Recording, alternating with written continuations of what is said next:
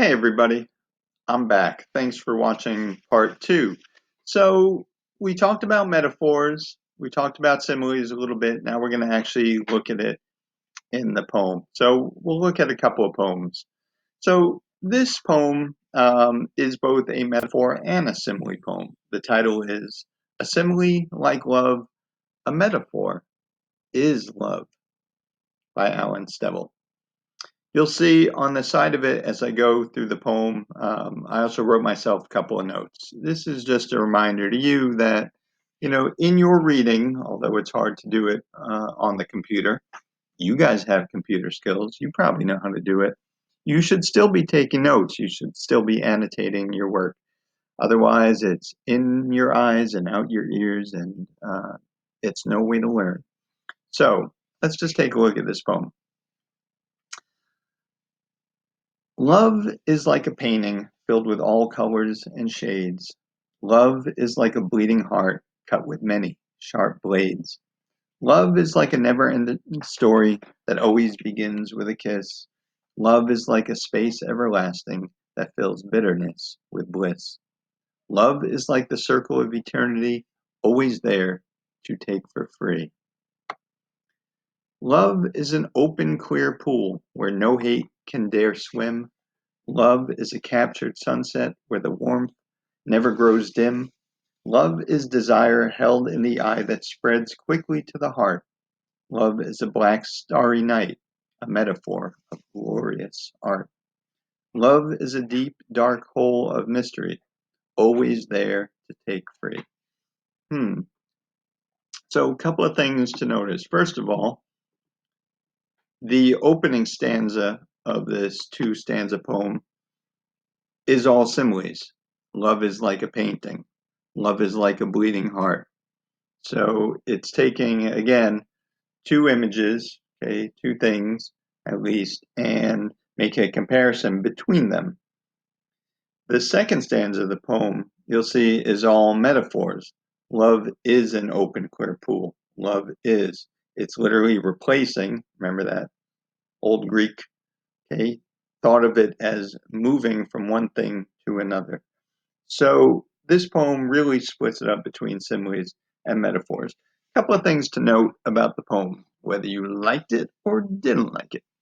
First of all, notice that it rhymes. At least the first four lines rhyme, and then it falls off for the last two lines.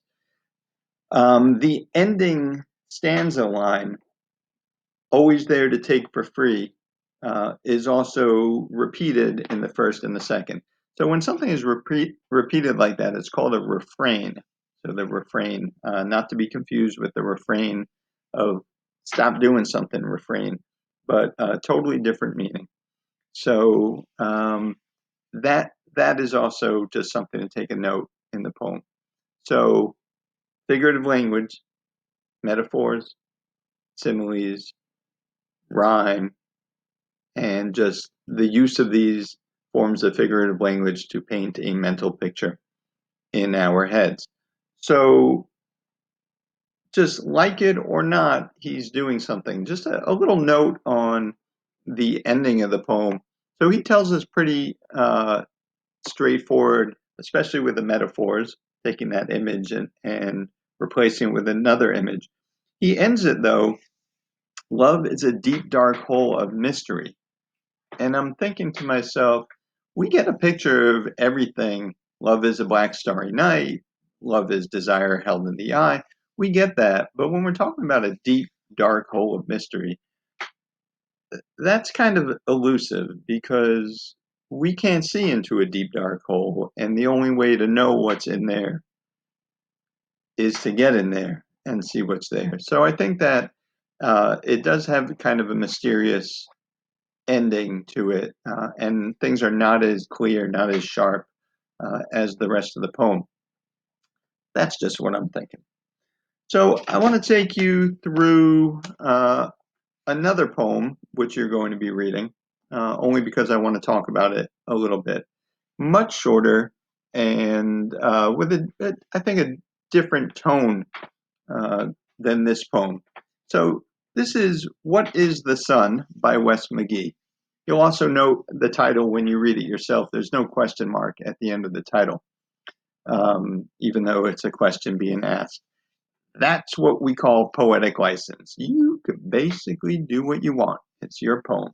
And you'll be writing some poems too pretty soon. So, as I read this poem, I want you to think to yourself, all right, similes or metaphors. What is the poet doing? What is he trying to get us to picture in our heads? What is the Sun by Wes McGee? The sun is an orange dinghy sailing across a calm sea. It is a gold coin dropped down a drain in heaven. The sun is a yellow beach ball kicked high into the summer sky. It is a red thumbprint on a sheet of pale blue paper. The sun is a milk bottle's gold top floating in a puddle. So, this poem, lots of images. Think about the title, What is the Sun?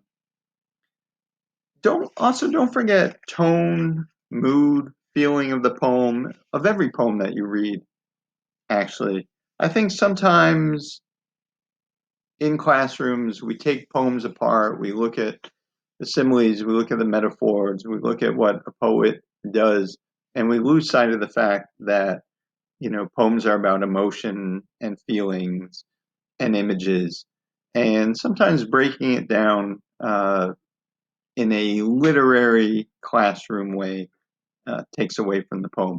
But it's good to have an understanding of how a poet does what he or she does. Um, and then we can read the poem for the feeling itself, or do the inverse. Read the poem first for the feeling, which is what I think we should be doing.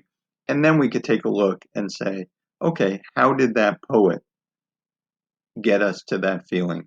What tools did that poet have? What figurative language did they use? What language did they use? Because it's all about the language.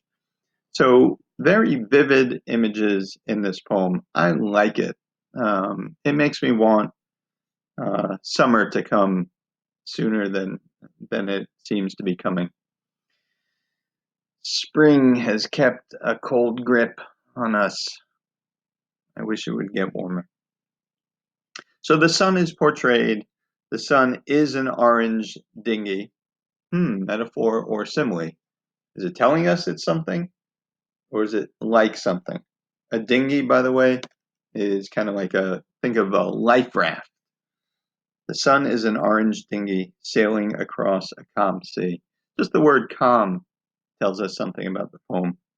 It's a gold coin dropped down a drain in heaven. That's an interesting image. Again, simile or metaphor. The sun is a yellow beach ball kicked high into the summer sky. I miss the beach. I just want you to look at these poems. Take a look through them, read them twice, get the feeling of the poem. Ask yourself, how is the writer getting me there? And then, why does the writer use these particular images? As you write your own stuff, whether it's poetry or whether it's prose, the language is important. You need to pay attention to it and get the best mental pictures that you can onto your paper.